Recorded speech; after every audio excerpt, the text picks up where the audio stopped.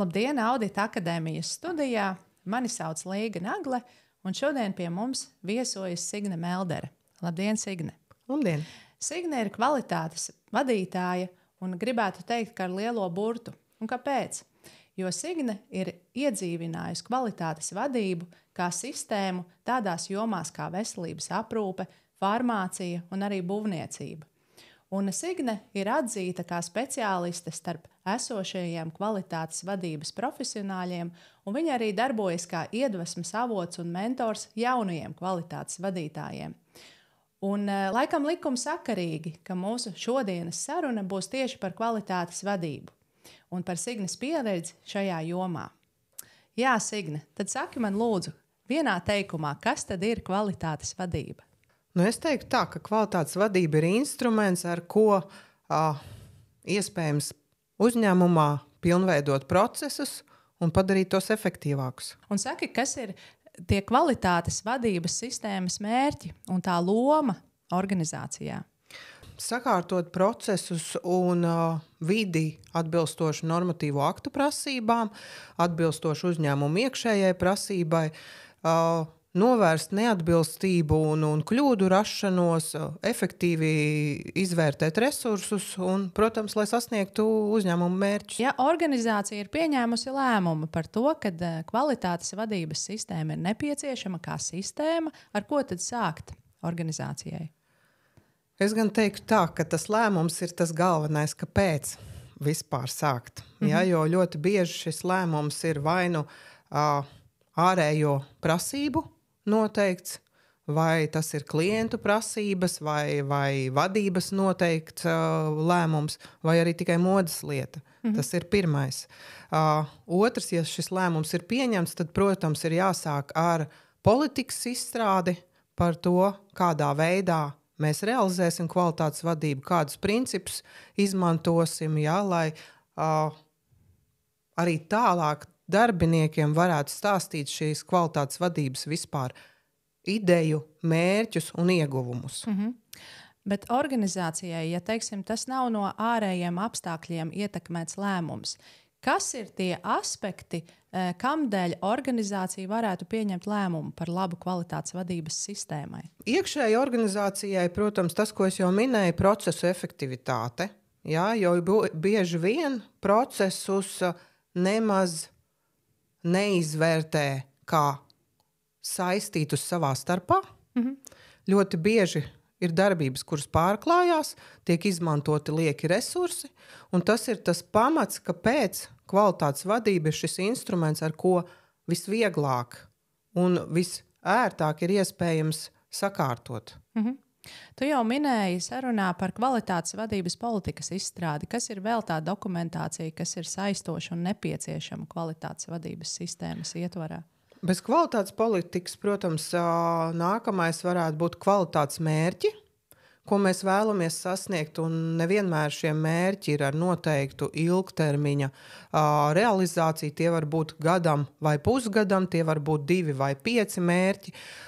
Nākamais ir procesu dokumentācija, kurā ietilpst vai nu tie ir procesa apraksti, instrukcijas vai jebkādā veidā, kā mēs savādāk saucam šos dokumentus, un veidlapas, kurās mēs definējam pierakstu vadību, lai šos procesus sistematizētu, ja, un vienādi varētu realizēt neatkarīgi no šī iesaistītā cilvēka, kurš šos procesus veiks.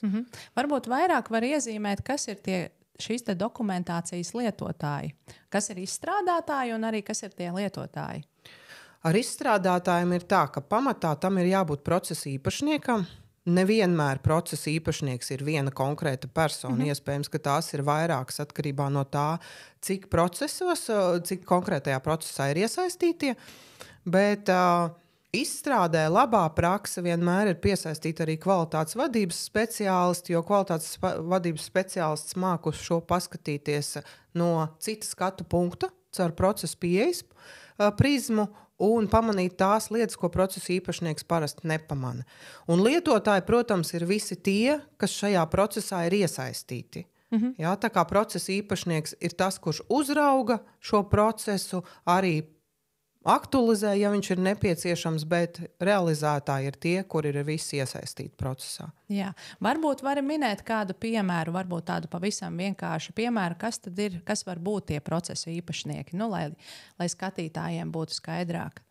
Ja mēs, piemēram, runājam par iepirkumu procesu, jo sagāde un iepirkšana ir jebkurā uzņēmumā, neatkarīgi no tā, ar ko šis uzņēmums nodarbojās, tad iepirkuma procesa īpašnieks jebkurā gadījumā ir vai nu tas ir iepirkuma speciālists, vai tā ir iepirkuma daļa, kas ir šīs speciālists. Protams, ka tur ir iesaistīti iespējams sagādnieki, iespējams juristi, kas sagatavo līgumu, bet paši īpašnieki ir šie iepirkuma organizētāji. Un kvalitātes speciālisti palīdz ar šo dokumentācijas arī sagatavošanu, vai ne? Jā. Manā praksē tā ir vienmēr, kad kvalitātes cilvēks iesaistās un kopā ar procesu īpašnieku vai pat veselu virkni procesā iesaistītajiem dokumentu gatavo kopā. Un tad ir gan katra vēlmes iekļautas dokumentā, gan arī procesa pieeja no kvalitātes speciālista pieslēgta. Jā. Bet saki, tādos lielos uzņēmumos, zinu, ka tu šobrīd strādā veselības aprūpes jomā, tur ir tik ļoti daudz procesi. Cik tad daudz kvalitātes speciālistiem vajadzētu būt, lai varētu šos visus procesus nodrošināt šo atbalstu procesa īpašniekiem?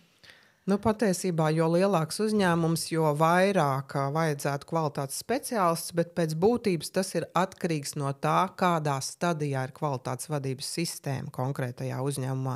Ja kvalitātes vadības sistēma ir ieviesta un ir nepieciešams tikai kaut ko aktualizēt, tad, protams, ka tas speciālistu skaits ir daudz mazāks, bet pie ieviešanas tad uz katru konkrēto lielo jomu būtu jābūt vismaz vienam speciālistam.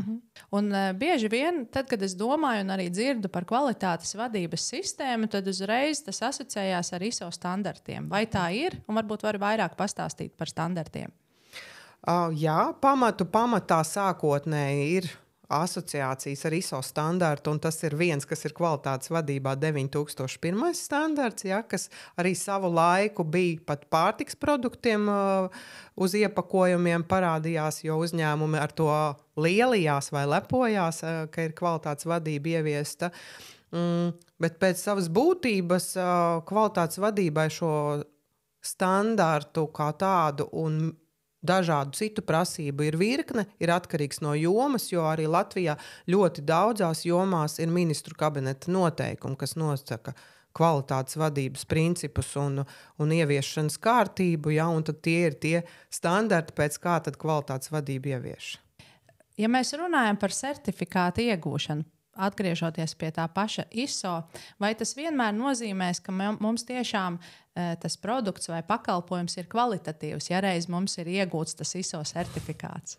Es gan teiktu, ka laikam ne, jo ISO certifikāts apliecina to, ka procesi ir sistematizēti un efektīvi, bet vienmēr pastāv cilvēciskais faktors, kas var ietekmēt produkta vai pakalpojumu kvalitāti, bet kvalitātes vadības pluss ir tas, ka ieviešot šo sistēmu arī paredz šos faktorus, kas varētu procesu novirzīt no pareizā ceļa, ar dažādiem mehānismiem nodrošinot, ka tomēr mēs gala rezultātā saņemam gan produktu, gan pakalpojumu kvalitatīvu. Kas ir tie lielākie izaicinājumi kvalitātes vadības jomā? Tev kā pieredzējušai kvalitātes vadītājai noteikti ir kaut kādi atgadījumi, ko tu varētu padalīties.